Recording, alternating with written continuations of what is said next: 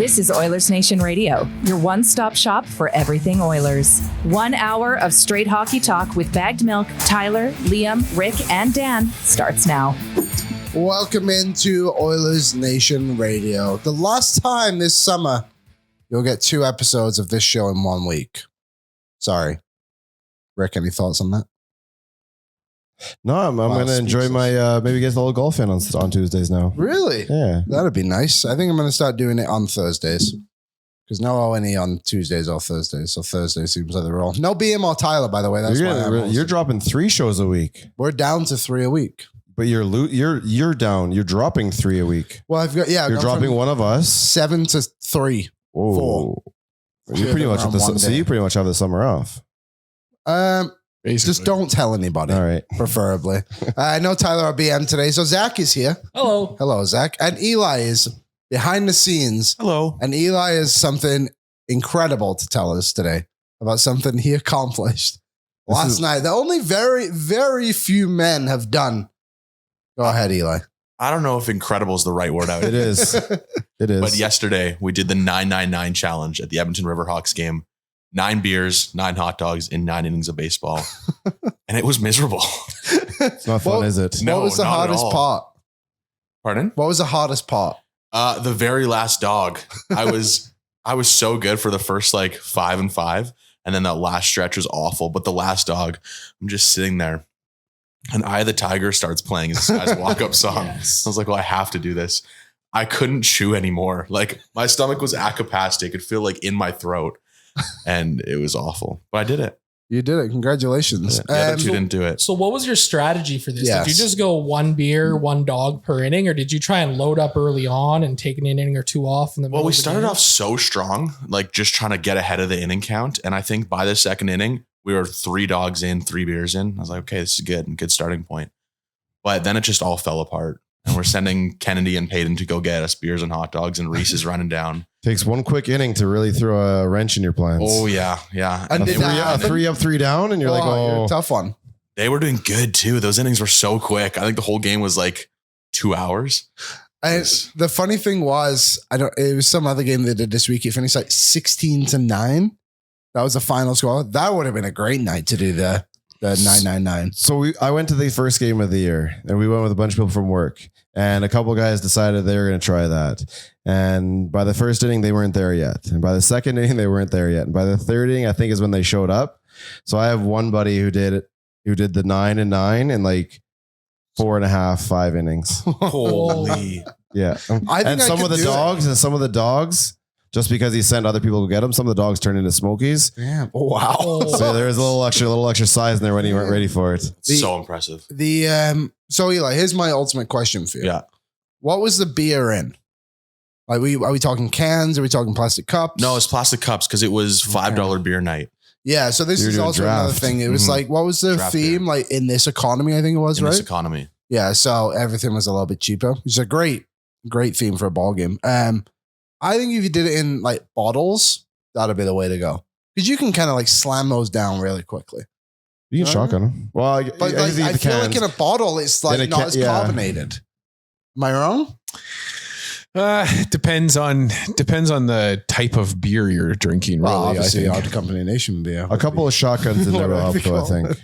Well, that's just too smooth, though. I don't think it was the speed that was the issue. No? It was just the sheer amount of hot dogs it's a and lot. beer So in my stomach. I'm starting to take it personally that I'm not getting invited to any of these eating competitions as the one guy at this company that's won an eating competition in my life. But yeah, Eli, I called you out because you made the biggest mistake of your life, which is eating 3 hours ahead of the game. Oh, Eli.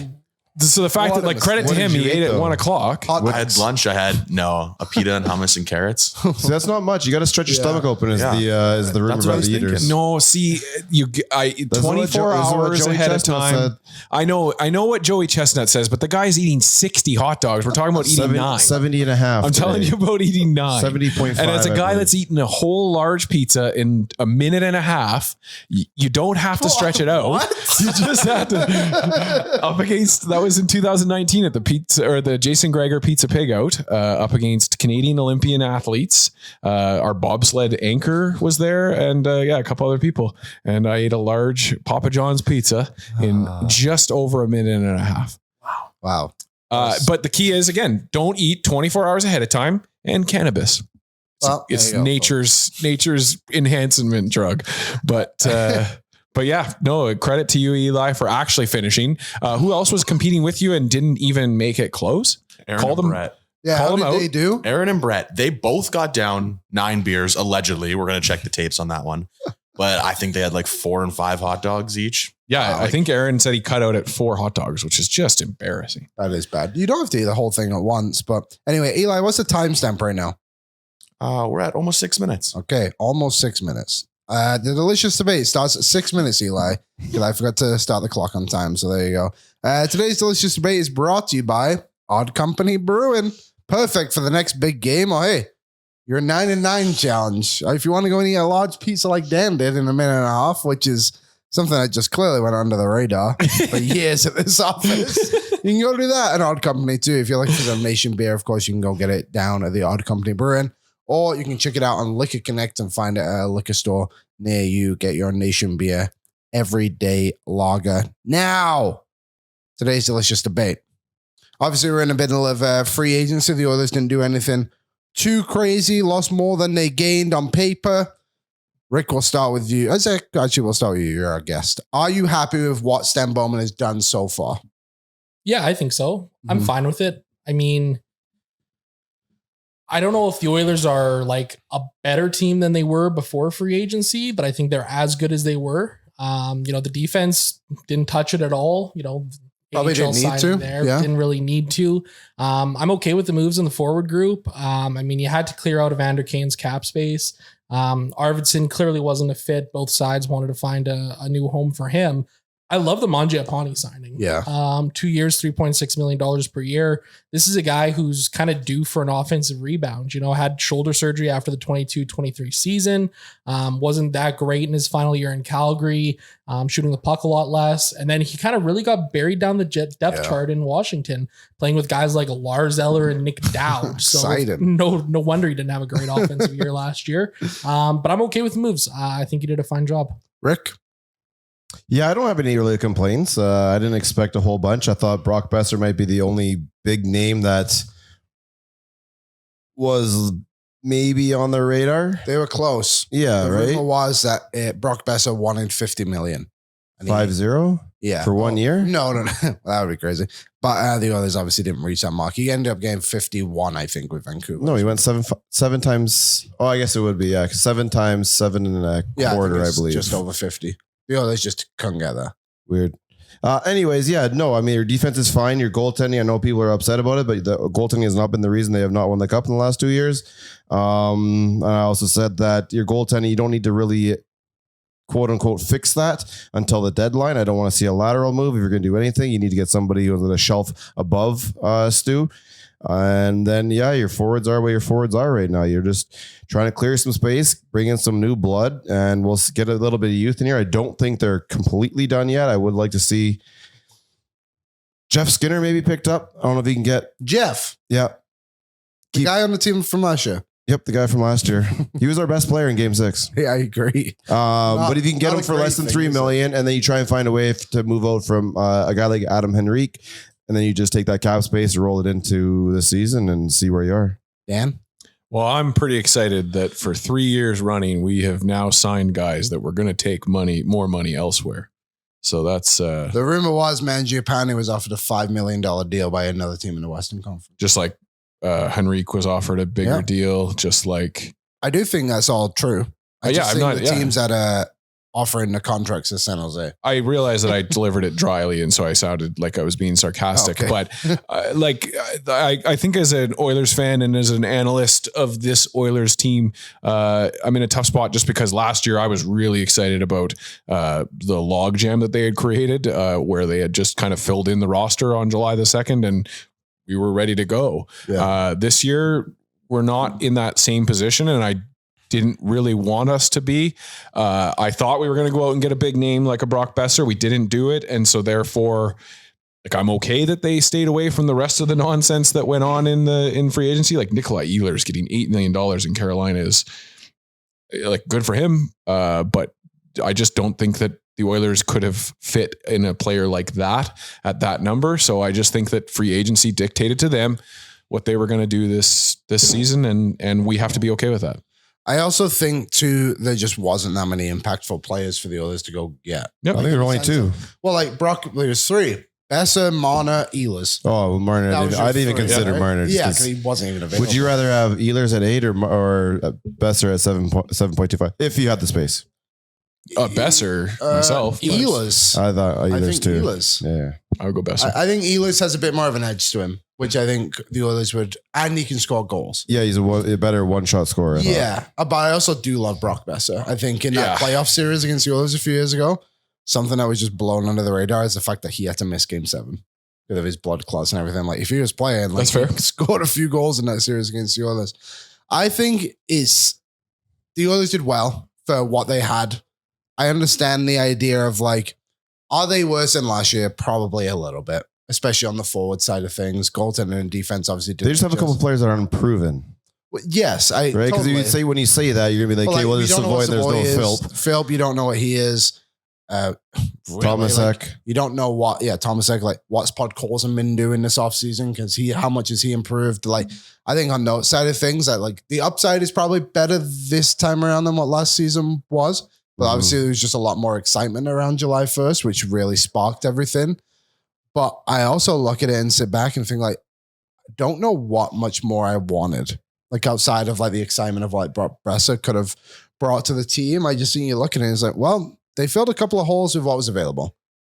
Which is actually smart because if you look, I don't like to play this game, but if you look to next year, no, I haven't, but I'm sure it's significantly ton better. Of money. Oh, how much money they have like 60 million. They have to sign if you put Connor in at 15, then you have $40 million to spend on like 5 forwards, 5 defensemen, and a couple of goalies. Something. Yeah, it's interesting. And there's bigger names available at UFA Day next year if it gets that if you want to go that far. And if you just look at the way that the Oilers created their team, the 2 Stanley Cup Finals created their teams last year. The Oilers created their team on July the 2nd, and the Florida Panthers waited until the trade deadline to make their team, complete and gelled as to what it was for the rest of the playoffs. And I really think that we go into this season with the same kind of expectations and understanding. And you mentioned a couple names there that nobody had on their radar last year to start the season in Podkolzin and in Kapanen. Who knows who's going to be the waiver wire pickup that we get to pick up because we haven't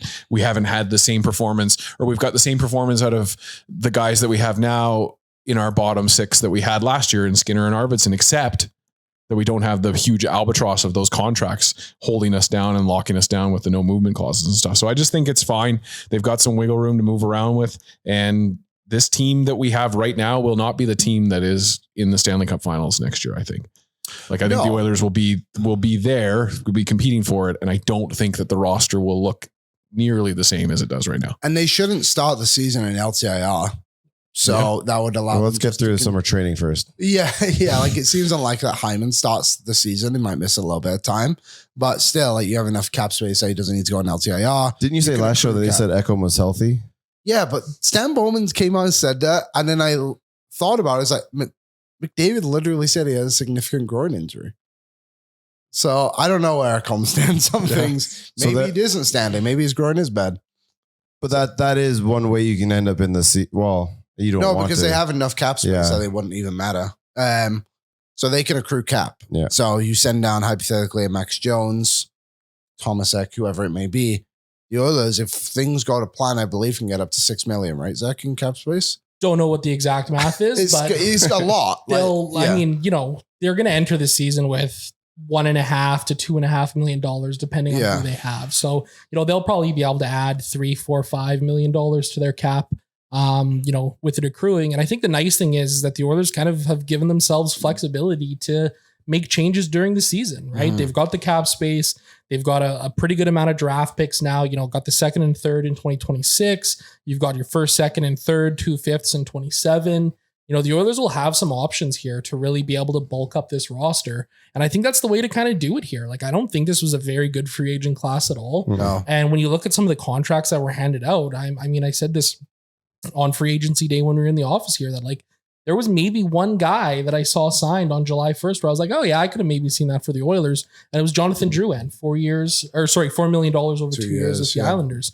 You know, I thought he's a guy who could have come in and helped provide some offense in the top six, played with star players in Colorado, Nathan McKinnon for a while. But I like the way this roster is constructed right now. And I think what's going to be interesting too is there's going to be a lot of competition for spots on this forward group. Right? Yeah. Stan Bowman said it the other day in a press conference. Mangiapane, they see him as a top six guy. The sixth spot in the top six is going to probably come down to a Matt Savoy or a Vasily Podkolzin. And then the bottom six is really kind of up in the air almost entirely, right? So I think it's a good thing. And again, I think people forget that, the Oilers went and signed David Tomasek, Josh Szymanski, Arto Leppinen, guys who can come into training camp this fall and compete for jobs. So I'm good with everything. Mangiapane just a left winger? Yeah. Left shot, plays both sides. So you're looking at Pods, Frederick, and Mangiapane fighting for spots 2, 3, and 4 on the left side. Freddie has come out and said it. Left wing is actually his least favorite position to play. So I think he'll play on the right side. Or up the middle. Or on the middle, yeah, sorry. I have it measured right now that there's probably 15 forwards that will compete for spots at Oilers camp. And then 10 defensemen. But one of those defensemen is Josh Brown. And also Alec Regula is still on this team. You haven't seen him do anything yet. No, that's what I mean. Like he's kind of the complete unknown. Unknown commodity. I do not expect much of anything, but he's only 24. We'll see what he can kind of do. And then we'll see from there. But I think overall, it's hard to be that disappointed when you see some of the other things that kind of went down throughout the. Where you lose a player like Arvidsson and everyone loses their mind over it. You guys remember he was legit healthy scratch in the playoffs. Sometimes. Yeah, and the one thing I would like to point out to people is the Oilers didn't replace the Oilers lost Perry, Brown, Kane, Arvidsson. Was there one other guy? Klingberg. You kept Evan Bouchard. That's basically the difference. You kept Evan Bouchard, got Mangiapane and Curtis Lazar. Now, I know that doesn't look as glamorous because you didn't replace 5 players with 3, essentially. But you either lose Draisaitl, I guess, too. You can add Savoy to the. You can add Savoy then too, right? Yeah, but I was just thinking, I just don't think people have wrapped their heads around that. It's it wasn't that the Oilers didn't want to keep these players. They're not changing it because those guys were bad. It's because Evan Bouchard is one of the best defensemen in the NHL. But anyway, that's not part of it, I guess, anymore. But I think you can replace their goals too. Who do you think is going to replace them? If you get 10, 12 out of Mangiapane. Yeah. He had 14 last season on the 4th line. 15 out of Frederick. Yeah, I don't think it's 10 to 12 out of Savoy. I think you can get more than that. Well, that rate, but conservatively, that just takes you really close to the goals that you just lost. Yeah. Because I think the goals you lost was 38 before the deadline. Okay. I think that was a Gregor tweet from yesterday. 38 goals lost before the deadline. And just those 3 players right there could feasibly take it up. Yeah. I also think we haven't really seen Trent Frederick yet either. Well, that's what I'm saying, right? He was hurt pretty seriously throughout those playoffs. And people aren't acknowledging it. Yeah, 100%. Yeah. I almost look at him as an off-season acquisition in a sense. In a way, because we haven't really seen what he can do here. So, I like the way this roster is. Again, I think you can replace those 38 goals pretty easily between Mangiapane, Savoy, and Frederick there. And I think there's those 3. And then you add in a guy like Tomasek or Philp or Lazar. Able to get to 10 or 11 goals this season. Quinn Hudson could make it too. Yeah, maybe. Lazar as well. Yeah, it's... I think too, what more does Connor McDavid do this season? Does Hyman get closer to 50 than he was the year before? I know he said he might start the year injured, but he was so slow to start the year. And another thing I like about the roster, and I think it's something the others try to address, is it feels like every forward is capable of playing a role on the special teams in one way or another. And I'm not just talking about playing on the second unit power play. Guys can play on the special teams. You could never put Jeff Skinner on the special teams last season.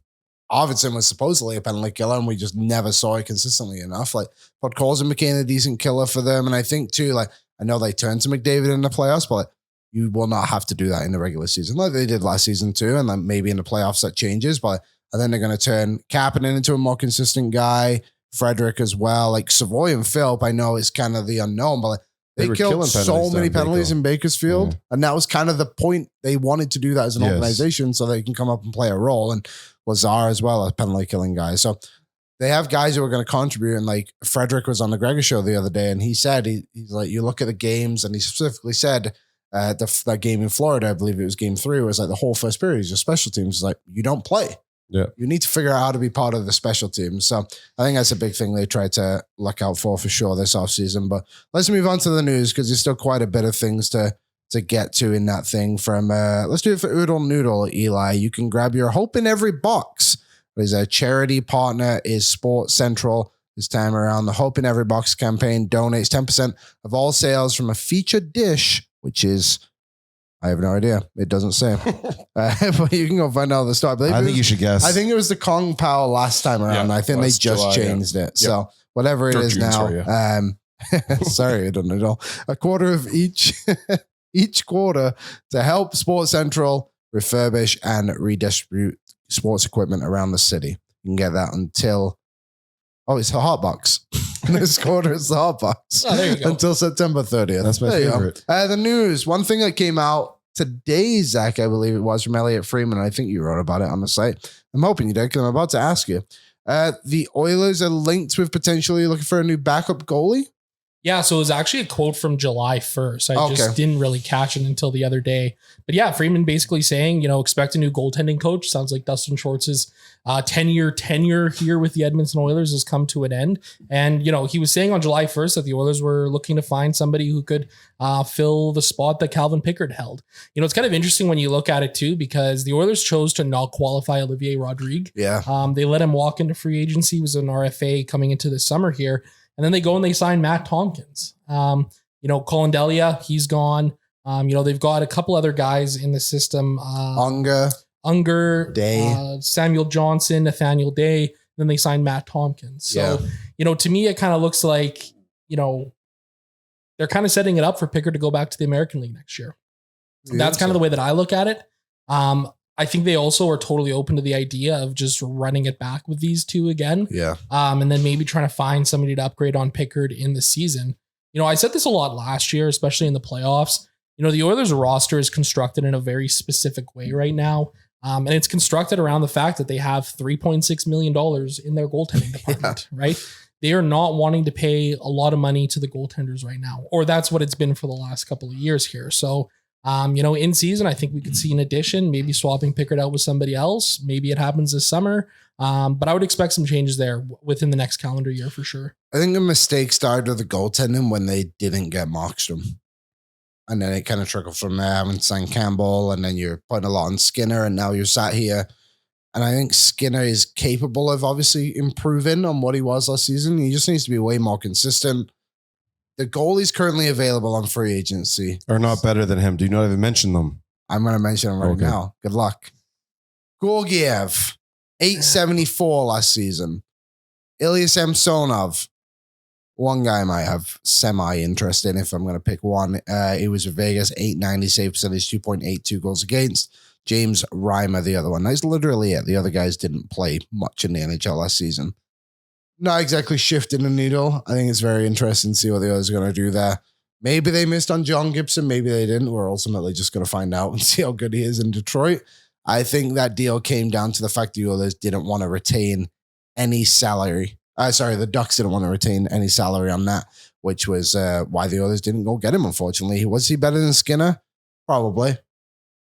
It only by a significant margin. It would have been a risky move, I think, as most people would agree. But either way, the one player the Oilers did sign, Curtis Lazar, obviously a former Edmonton Oil King, the last team to win the Memorial Cup from a WHL franchise was Curtis Lazar's Edmonton Oil Kings.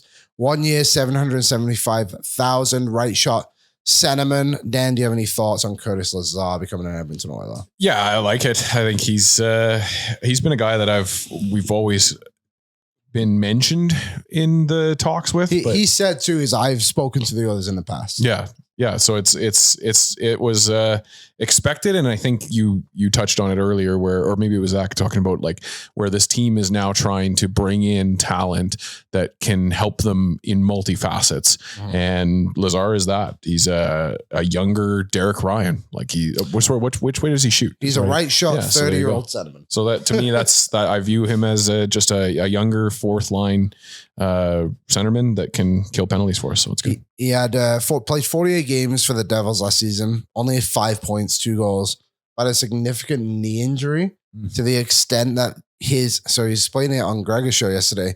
They put a screw in his knee and it Supposed didn't to dissolve. It didn't. So it was like shifting his bones. So he was like struggling to get out of bed, like couldn't get downstairs sometimes, was like not himself at all. Why did it take so long to get taken out?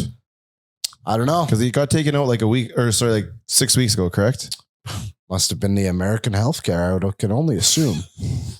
Happy 4th of July, everybody. Americans catching strays. But now he's like, I feel 100%. He's like, this is the best I felt since surgery. So the season before, he had 25 points, 7 goals, 71 games. Like, he's not nothing, right? Like, he was obviously a very impactful player in junior, which is so long ago now, over 10 years ago, which is crazy to think that it's been so long. But I think this is the guy that can be legit for the Oilers. And by legit, I don't mean he's going to climb up the lineup. No. He will stick on the 4th line all season. But he's a guy I think Oilers fans are going to love because you already know him. He's going to give you everything he's got. And I think he's just got a high level of compete. And he makes no money. And I think that's what Oilers fans are always going to look at. Well, he doesn't even make $1 million. He had 5 goals last season. Like, what a player. Right, Rick? It depends on what he still has in the engine. Like, yeah, he definitely played like that before. Does he still have it? Do you have a lot of undersized guys at the age of 30 who can still keep playing that game? 6 foot, 203 pounds. Derek Ryan. 6 foot. Yeah. Maybe a little bit taller than I expected. Just to me, there was when I first saw it, I thought it'd be a Bakersfield signing, and then a guy could come up when you need him and then kind of go back down again. But I still want Noah Philp on that 4th line center spot. And I don't want an older veteran coming in and getting in the way of what could be some development for him. I think he's competing with Noah Philp for that spot. I don't think he's competing with Noah Philp for a roster spot. To hold him off the roster. I think that they will both be on the team. Can Max you put Jones won't be on the team. We're at the point where you can put Noah Philp in on Popcorn Alley and you're cool with it, or is like this isn't he's or are you just fine with putting Tomasek or Kapanen up there? You know what I mean? Yeah, I want to see Noah Philp play. So I don't want a 30-year-old to get in the way of what we could have out of him, because it's a bigger body. We saw what happened in the playoffs last year. You need to be big. Okay. You need to be big. You need to be tough. You need to be mean. He's got a big body. That's the start of it right there. So I would like to see what he has. And I don't want to have someone kind of get in the way. And I don't think they're expecting Lazar to come in and play 82 games. No, but I actually don't think he'll go and touch Bakersfield at all. Don't think so? No, I just think they didn't have a right shot centerman at all last season. And in the playoffs, that harmed them quite a bit. So I think having 2 of them on the roster is going to be way more valuable for them. Even isn't Matt Savoy a right shot? Yeah. He can play a little bit of center. I don't think he'll play center, but face-offs and stuff like that. Yeah, when you say a little bit that way, you don't want him playing center. I just seen that they're finding ways now to be like, okay, this is how we're getting our right shots in the lineup and we'll win more draws. I think come playoff time, I think both of them will play fairly regularly. Yeah. Over Kapanen, for example. Yeah, we'll if you can get him back to 25 points in 71 games like you had 2 years ago, then that's something that you could if really... I 10 points, I'd be happy. Yeah, I just don't want to see what he had out of him from last year. Yeah, I agree. Also, Noah Philp turns 27 in August, which is very funny. Yeah, I mean, I know what you mean. Yeah. I also think something that's a really interesting caveat in all of this. Noah Philp is waiver eligible this year. Yeah, they have to keep him up. So they pretty much have to keep him on the NHL roster or risk losing him to another team. Yeah. I could see another team swooping in to claim him on waivers if he landed on there for sure. Curtis Lazar. But we said that about, and we brought this up in previous shows. We said that about Benson 100 times too, right? And he always got through. And there's always dudes that out there they get through. They're like, that guy's not gonna. And Everyone's like, nope, we don't want a him. very interesting thing, but I think right shot sentiment. A little bit different that way. Yeah, I think the different. value is a little bit higher feel for a you. guy Yeah. like Philp, right? And I like Lazar. I mean, you look at his numbers last year, like the metrics, the underlying numbers were not great, but that was because there was absolutely no offense happening when Lazar was on the ice. Defensively, the metrics were actually pretty strong, like pretty much middle of the pack for, I looked at the numbers among 389 forwards who had over 450 minutes at 5-on-5. Lazar was pretty much middle of the pack in terms of shot attempts against, scoring chances against, goals against, high danger chances, expected goals against per hour. Like his metrics were really strong defensively. And obviously you want to see some offense from your bottom six. But I think for so long in the McDavid and Draisaitl era, a big issue has been the fact that the bottom six has been absolutely caved in when McDavid and Draisaitl aren't on the ice. And you look at last year, I think even through, game 6 of the final, they had like a 60% goal share with those guys off the ice. Like that is a tremendous number there. Yeah. And I think Lazar's a guy who can help you in your bottom six defensively, suppressing what the other teams are able to get up to. And there's definite value in that. So, I'm really curious to see what happens, but I would expect both Philp and Lazar on the NHL roster next year. David Thomasek can go to Bakersfield without waivers as well. It's something to consider for next season too, if they look to go and do that. And also too, the new CBA, for people who don't know, doesn't kick in next season. So players don't necessarily have to report to Bakersfield. Yeah, you can get away with that for one more year. Yeah, one more year. I also think it's interesting that the Oilers finally went cheap on a fourth line guy. Very similar to Florida, where they just don't pay anyone on the fourth line. They just go out there and play fast and hard. Yep. Win some games and don't be a liability. And they were really, really freaking good in the Stanley Cup Finals. They really freaking were. Annoyingly. One other player the Oilers were linked with, and it sounds like it was very close. The Oilers made an offer to Tampa Bay for Isaac Howard. Sounds like they offered the Oilers' first round pick, which would be assumption is 2027, I think is the next one they have available, if I'm not mistaken. And the Tampa Bay Lightning said no. I don't fully remember this extent of why Howard won't sign there. I believe it's based off Tampa Bay didn't want him to come up. He wanted to come up at a certain point. Tampa said, no, you can't sign. Then it was like something to do with bonuses. I can't exactly remember. Is it this Contract August or dispute. next August? Next August, if he was to not sign with them, he would become an So unrestricted free 13 more agent. months. Yeah. And then Tampa Bay would be given a second round pick, which I believe is either the last pick of the second round. Yeah, the end of the I believe second it's round. that one. So that would be 65th overall. 64, 65, yeah. Yep. As long as no one gets And them Isaac taken away. Howard, yes, would become a free agent, can sign wherever he wants. He is the current holder of the Hobie Baker.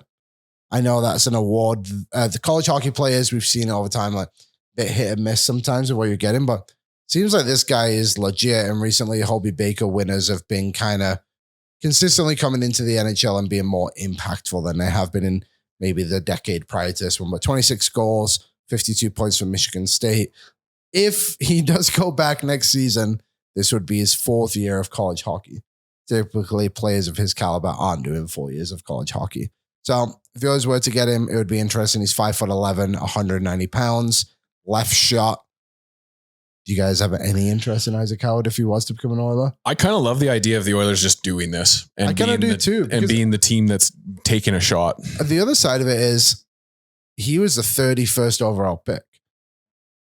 If your draft pick is hopefully going to be 31 or 32 anyway, but you can get a player that can play for you today that's only a couple of years older than the guys you'd be drafting, why would you not just take the shot? He would also be able to go to Bakersfield. And I respect the Oilers that they set the price at that, and I hope that they don't move from that. I hope that they just that's it. And if Tampa wants it, because the offer is not going to get the road is not going to get any better for Tampa. Yeah, from here on in, it's going down to that second round pick. So, But someone can come bid us. So if it took like a fifth on top of it, I'm probably throwing a fifth in there. I would increase it with another draft pick, or if honestly they were like, I don't know. The reports were that Russian fella, what's his name?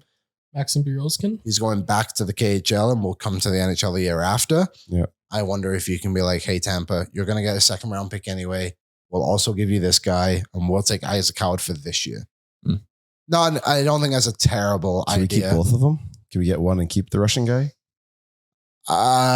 Dude, I have an interesting theory about the Russian fella, Berezkin. Sure. Berezkin. Yeah, that I either way. didn't say it right that time Nope. either. The Russian guy. You put an L in there somewhere. Sorry, Maxime.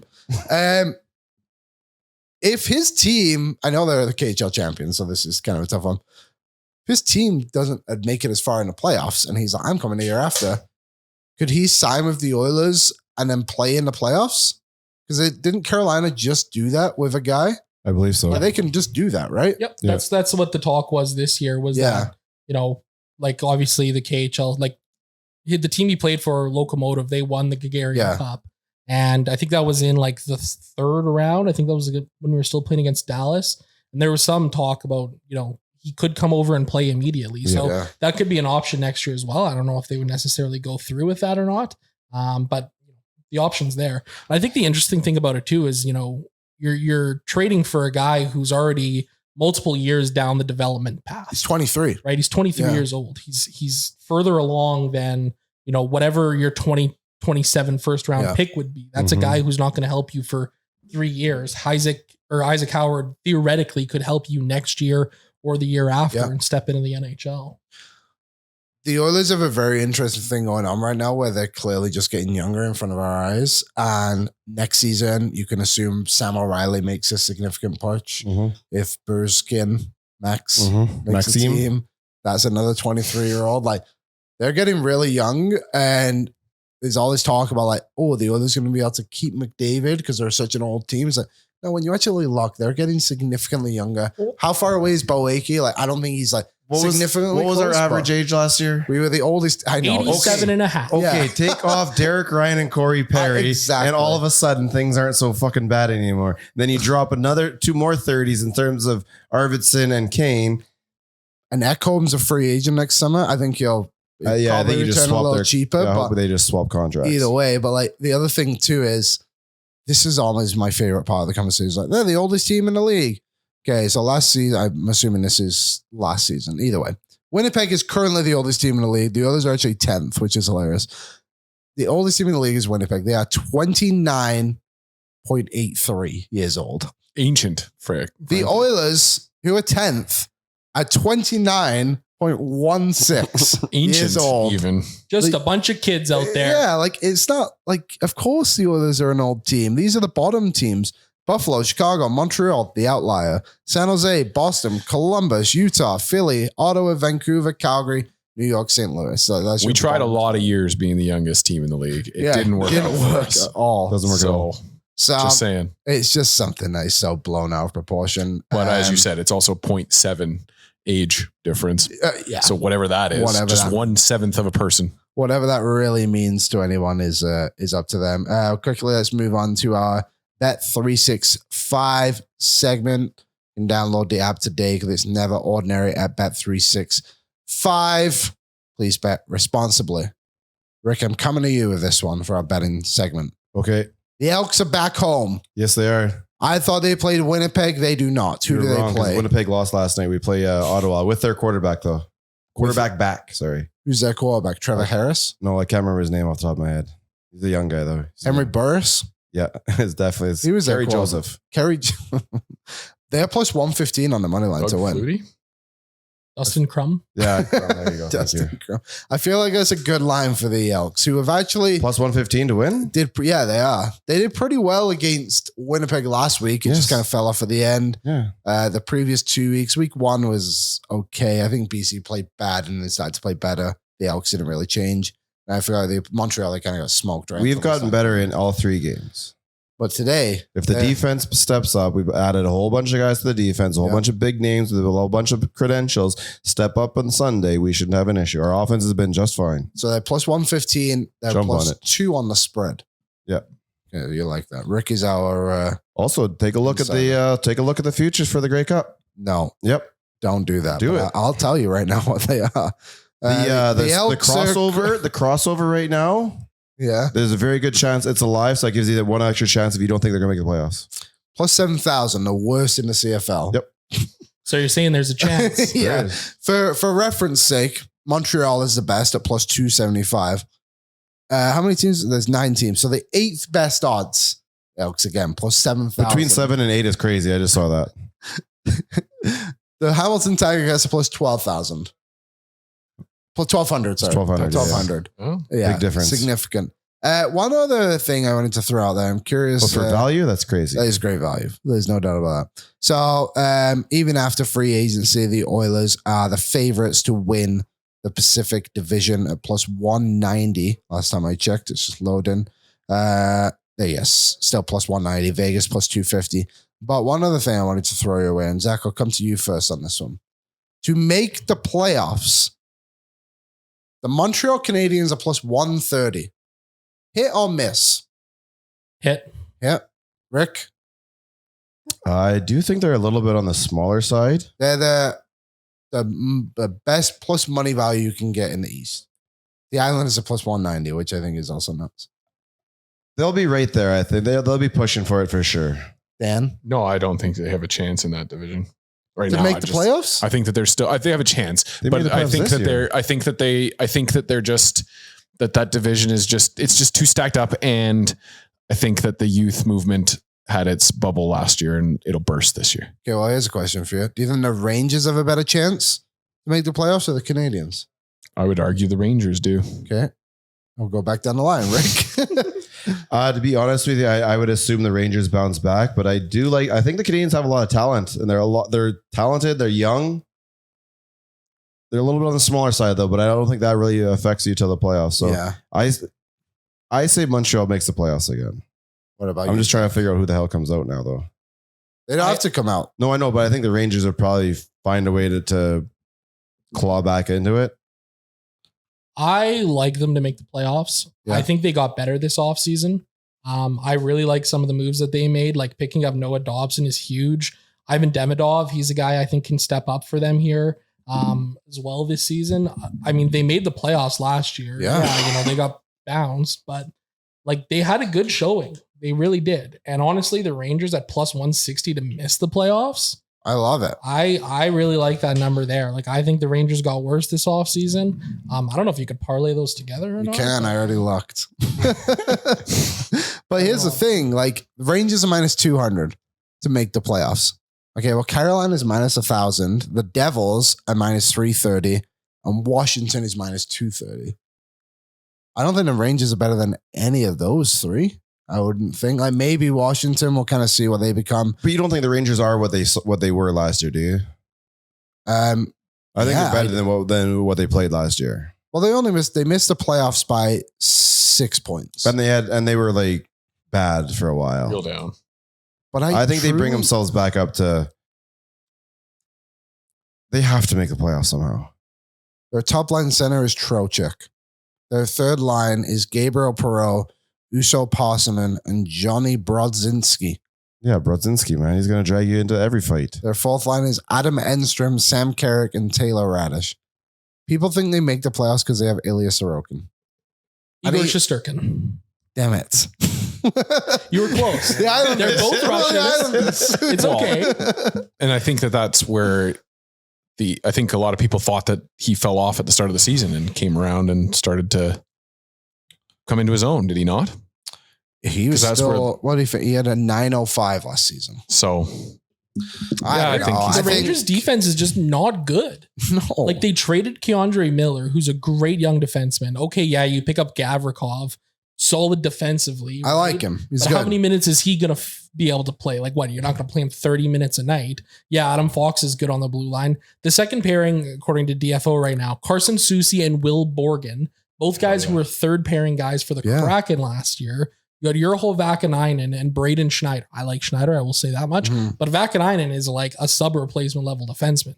Like, they did not get better this offseason whatsoever. Alexis Lafreniere looking like, maybe not able to live up to the expectations of a first overall pick. Mhm. Panarin, great for sure, but Zibanejad, they need him to play a He's got lot to bounce better. back, yeah. Right? Miller has was to step terrible. up his game too. I don't think I Miller was agree. great after that trade.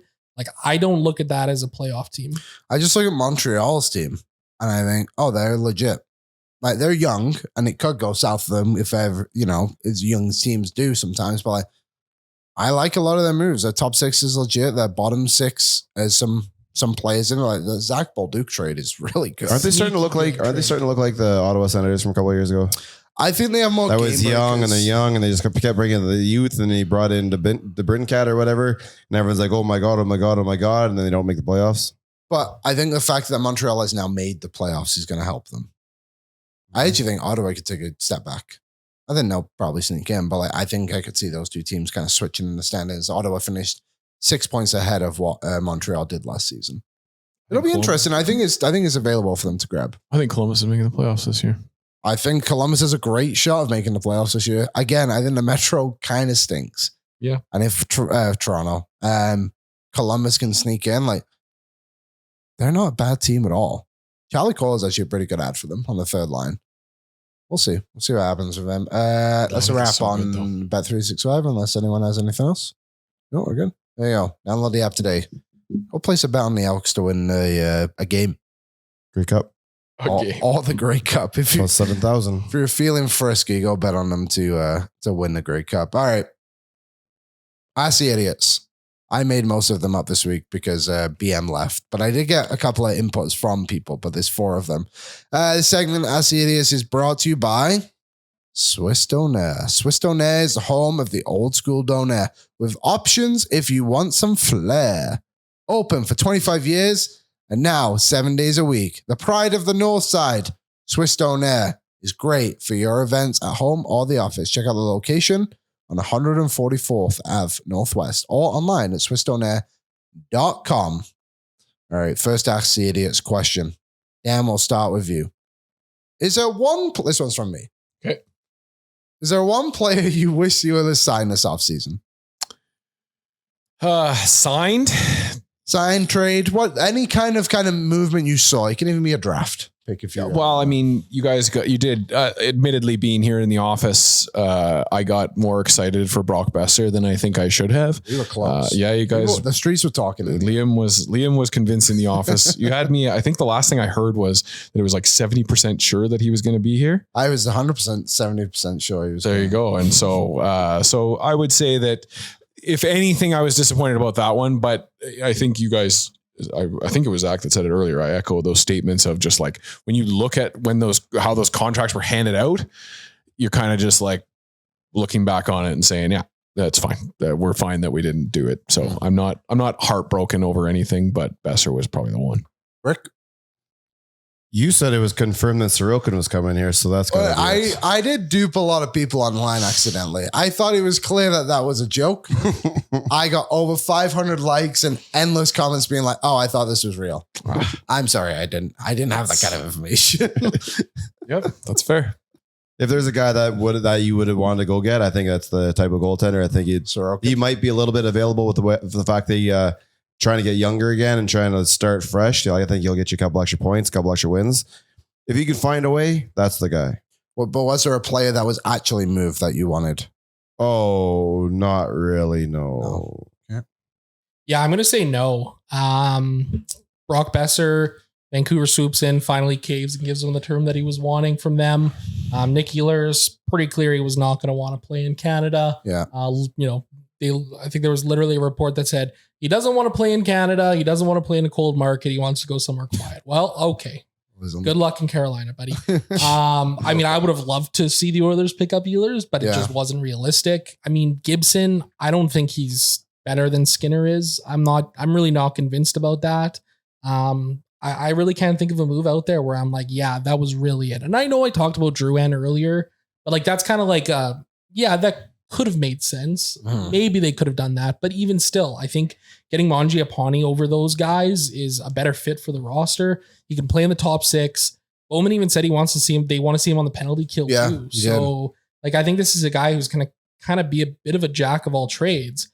The truth of the matter is if they wanted to get a Brock Besser, or if they wanted to get an Ilya Sorokin or a John Gibson or something like this, they were going to have to move out Adam Henrique, right? Mm-hmm. And use the other cap space for Mangiapane to acquire one of those guys. Yeah. And I think just the versatility of having both Henrique and Mangiapane, I like a little bit better, I think, than having a guy like Brock Besser, a good player, somebody who's probably due for an offensive rebound, but he's not a complete player in the sense of like strong offensively and strong defensively, the way that a guy like Mangiapane is. Yeah, okay, the ceiling might be a bit lower, but I think the versatility of it and the versatility of having that extra couple million in cap space is going to go a long way. Mm-hmm. The one player I would have gone with, just because of The upside and the value of the trade actually was Matthias Michelli would have been a decent ad for the Oilers.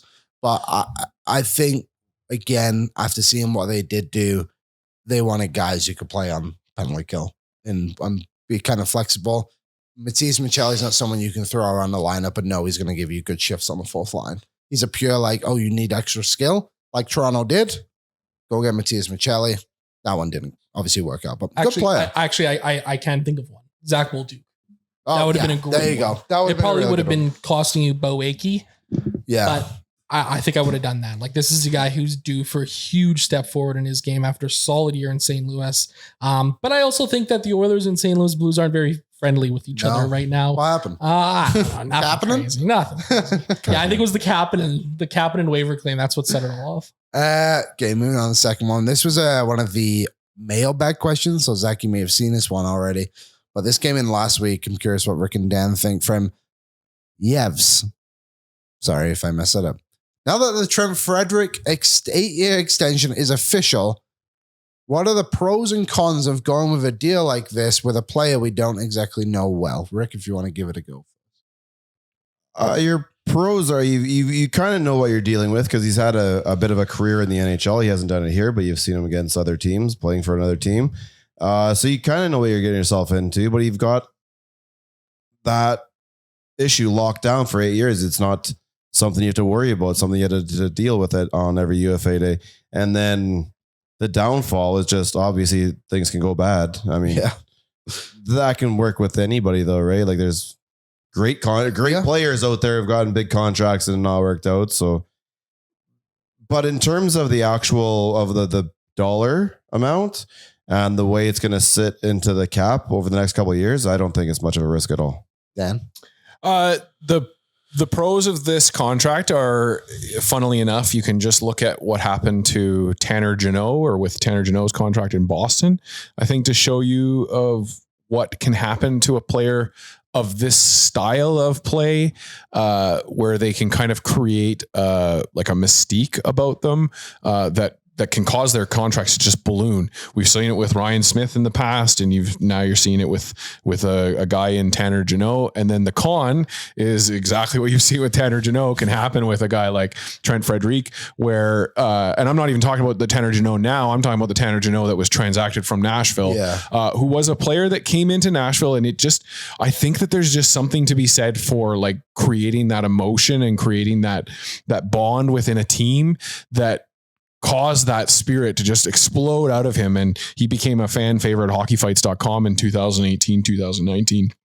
And then summarily just stopped doing it altogether, removed that from his game. So people with that physical style of play, and we've seen it again with Milan Lucic in the past, Vander Kane at times, you just like you when those players are on, they can be the most exciting player on the ice. And when they're off, that can be the most frustrating thing to watch. So I like seeing Frederick come into the contract that he did, I think is a really big positive, but the negative can be that, and as Rick said, the drop off can just be real and stark. Yeah, I'll say I think he's got upside with Frederick. He's only 27. Mm-hmm. Look, if that deal sucks at the back half of it, who cares? Because hopefully you've got a Stanley Cup out of him already and like 5 already strong years. And I think, you mean you're trying to win the cup now, not necessarily in 7 years? Yeah, and it's not even like Weird. an unmovable deal by any means. Like teams are going to be able to, that's going to be like players on the fourth lineup get paid that by the time that deal comes to an end, to be honest. So I think that's a pro of it. The con of it is obviously, what if he sucks? Which is the deal, like you said, Rick, with every single player. I think the con is that like his ceiling isn't incredibly high, but also you're not paying him to be high. If he can just be like, if he can be a reliable like middle six guy for you the first half of the deal, and then the back half he just becomes a bottom six regular who can somehow like turns into a decent penalty killer, then great, you got your money's worth. Zach? I will say exactly what I said in the mailbag this week. The Oilers kept the AAV slightly down by going long-term with him. And I think there's a lot more to this player than we saw this spring. He's battling injury, and the structure of the contract helps the team avoid much risk if things go south. That is something that people are not talking enough about. This is a very buyout-friendly contract. There you go. There is some trade protection in there. As we've seen, that's not really a huge issue for depth guys, especially with the Edmonton Oilers organization. If the Edmonton Oilers wanted to buy him out at any point in the contract, it's reasonable. They would save like $1 million, $1.5 million against the cap, and take like a $900,000 penalty for however the math for a very long time. For a long time, but that would be a very long time. It would be, of course, and obviously, I don't think anybody wants that to happen, right? But I mean, if it's what has to happen, it's not like it's not the Milan Lucic, James Neal situation where. You're like, okay, well, we got to trade a bad contract for a bad contract. And the Neal contract was a little bit more buyout friendly than the Lucic one was. So, no issues there for me with this contract. Last question, maybe. Do you think Evan Bouchard should make the Team Canada Olympic roster? Yes. That question came on YouTube, by the way. Yes. I can't remember the name. Yes. Rick, your thoughts on this? Yes. Yeah? Yeah. TSN even put out a mock thing the other day. Yes. They just, I don't understand. It's stupid. Yes. I understand the idea. Craig Button did that one. You know that. I should have assumed. It should have. I understand the idea of like Four Nations roster, they won, all that good stuff. But like, there's no way Travis Konechny makes the team. I know he's not a defenseman, but like, he was a healthy scratch. Like, there's Didn't better they have him on players like the out. second or Second third line. The second line on that. And then Sam Reinhart was on the fourth line just because he plays with Sam Bennett. Yeah. It's like they actually don't play together in Florida, just so you know. Hold on, TSN. But on the blue line, their right side was McCaw, Colton Parayko, Drew Doughty, and Mackenzie Weegar. Again, all really good players. But why can Josh Morrison consistently be put on these Canada teams, even though he's a power play guy as well? But Evan Bouchard can never be put on these teams because, he just plays power play. So, well, yeah, he's an elite offensive defenseman. For goodness sakes, like, he's an unbelievable player. I think he should be a lock. He probably won't be a lock. Should be. Dan? With the team, like with Team Canada's makeup as it is, with Alex Petrolangelo's injury already looming over top of them heading into the 2025-2026 season. And we've seen what that can do to a guy like Zach Hyman when you don't get the results that the team wants to see lately. They'll remove you from it. So yeah, it seems silly to me to be removing Bouchard's name from the list, but he's there. He's in the top 8 of defensemen in this country right now. So it's ridiculous to leave him off your team. Might be top 2. Yeah, like it might be him and McCaw. It is. Yeah, if you list the players, it's I guess it's Do you have hard. the team in front of you? Well, I've got what NHL.com listed as their options: Bouchard, Doughty, Harley, McCarr, Morrissey, Parayko, Theodore, and Tays. Yeah. And none of those lefties do you take ahead of Bouchard. And the only one you take out of him is Cale McCarr. Yes, you don't like it, but Evan Bouchard is the second best defenseman in Canada. I love that Taves always makes these teams because he plays with McCaw. He is nothing without Cale McCaw. Yeah. Zach, any final thoughts? Yeah, I think he should make the roster. I don't even think it should be a question. Yeah. I'd rather have him over Colin Parayko, Drew Doughty, Travis Sanheim, Shea He brings more to the game than those guys. Travis Sanheim was on the team. Right? He barely played. I got in an argument on Twitter, as I love to do, the other day with somebody who was like, the Bouchard contract is such an overpay. Like he still can't play defense. It's like, did anybody watch the playoffs this year? Nope. Bouchard can only play when he's with Matthias Ekholm. Bouchard had better numbers in the playoffs without Matthias Ekholm than he did with Ekholm. Yeah. We talk about the 2024 playoffs being like the offensive breakout. The true offensive breakout for Evan Bouchard sets the record for most assists by a defenseman, leads and points. This year was his defensive breakout. He was tremendous defensively for the Oilers in the playoffs. And I only see him taking another step forward here as well. Obviously, Alex Pietrangelo is a guy who's not going to be in the mix either. Obviously wasn't for Four Nations this year, but just one less person, I guess, that he would have to compete with for a roster spot. You know who's going to be insufferable to hear about, though, is Noah Dobson. The Canadian fans are just going to be clamoring for him to get a spot now. Solid player. Yeah. I like Noah Dobson. He's not Evan Bouchard. I would also say this to people who think Ekholm makes Bouchard. Ekholm wouldn't be as good as he is without Bouchard. Bouchard makes Ekholm more than Ekholm makes Bouchard. I think, anyway. You get a lot of support on that one. Come on, guys, I'm not denying it. I just You saw that first goal. People still blame the first goal in Game 6 on Bouchard. When you blame that first goal in Game 6 on Bouchard, I stopped listening to you. Last one. I decided I'm going to ask one more just because it's fun. Zach, what are you looking forward to the most this summer? having some time off. Yeah, no kidding. Just the last 16 to 18 months have been virtually nonstop. Obviously not much of an off season last year with all of the drama that went on in August with the Dylan Holloway stuff. So, I'm excited to have some time off. Actually going to Sylvan Lake tomorrow. Oh, lovely. Go I haven't been there for years. Yeah, it's been a hot minute for me as well. So going to go put the feet up, get some sun, have some lunch, and have a couple of cold ones. There you go. Rick? Golf and football. Dan? Elks Nation stuff. I'm getting pretty excited about the CFL coverage and the work that we're doing off scenes or behind the scenes. But yeah, just excited for the summer Elks. Yeah, check out that podcast with Eddie Steele and Rick. Declan Kruger. Liam, what are you excited for this summer? I have a wedding or a bachelor party every single weekend until August 19th. Wow. Oh, So I'm excited to be at weddings. A lot of parties. I have to be. drink a lot of water A this lot summer, of my friend. water. Monday to Friday will be water drinking. Weekends will be not. But there you go. There's your Ask the Idiots. Now we'll move on to... Oh, actually, Eli, what are you excited for this summer? Let us in. How many hot dogs are you going to have this summer? I'm never touching another hot dog ever again in my life. Are you going to the football game on Sunday? I am going to the football game Sunday. I bet by then you have a hot dog. That's what Kennedy said to me too. I don't think so. I'm excited for Folk Fest in August. Oh, yeah, that'd be cool. Those are my favorite 4 days of the summer, and it's gonna be fun. Anyone good coming? You don't need to tell me. I don't know any of the bands. All right, there you go. I'll say yes. And it's on my birthday. Oh, there you go. Happy birthday. Okay, last one. Hot and cold performers. You got your buttons ready, Eli? Sure. Awesome. Brought to you Sounded by confident. Sports Closet. 3 locations. Sherwood Park Mall, St. Albert Center, Kingsway Mall. They have a temporary location at Kingsway Mall. So make sure you, if you don't see it where it usually is, just have a quick look around because it'll be around there. As BM says, we'll start with our veggies. We'll start with Dan. Eli, you're in on this too. Dan, go ahead. Your cold performer of the week. There is so many cold performers just flying around all the time in this world. But I'm just going to focus on something in our province. We've got the Special Olympics coming up this weekend, next weekend. And their social media accounts just don't have enough followers, in my opinion. So go out and give Special Olympics Alberta.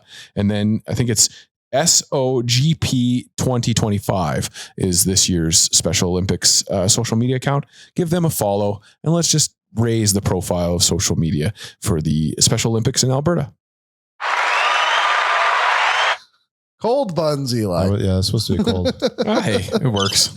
Rick, your I cold tried to performer turn of it the into a week. positive. It's the UFA class. It made July 1 kind of boring. Oh, yeah, that was sucky. Oh, that's There cold. you go. Nailed it. Zach, your cold performer of the week. The Nashville Predators social media team. Preds in the community. Come on, folks. They had their development camp this week, and they had shirts for their prospects that said Preds in the community, and that's a little bit uncomfortable. I'm upset.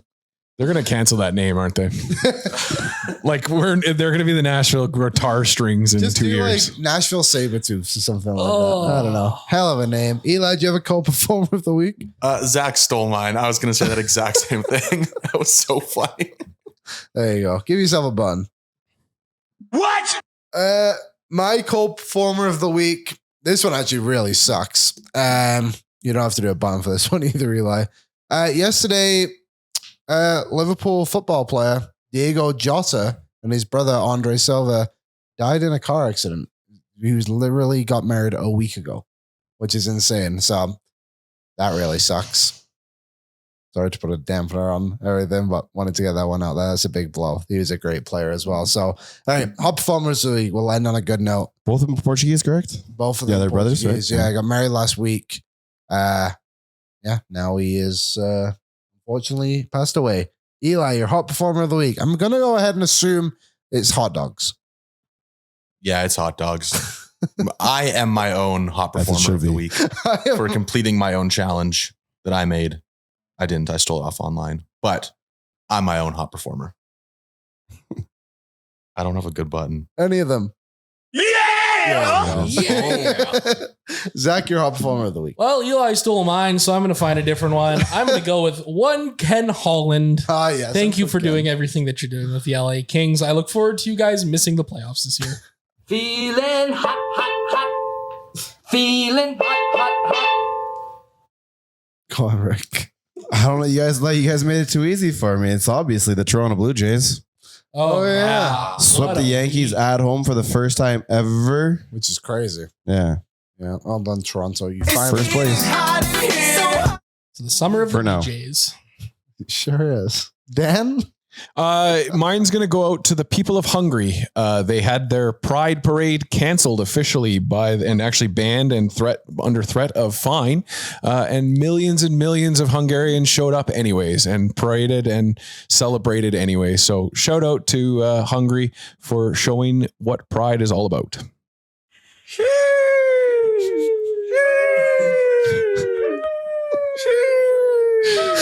Just a reminder that Eli doesn't know what buttons are what as he does press them. So You're doing great, Eli. Thank you.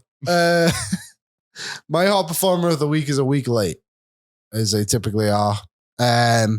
Lewis Capaldi made his return on the Glastonbury stage. If you remember, he had the tick issue where he couldn't control it, and it was Glastonbury. I think it's been 2 years where the entire crowd sang one of his songs, and it was a really cool moment. And he made his return this week. I think he's a great personality and my favorite Scotsman ever, which is a huge statement for me to make because he's the only one I like.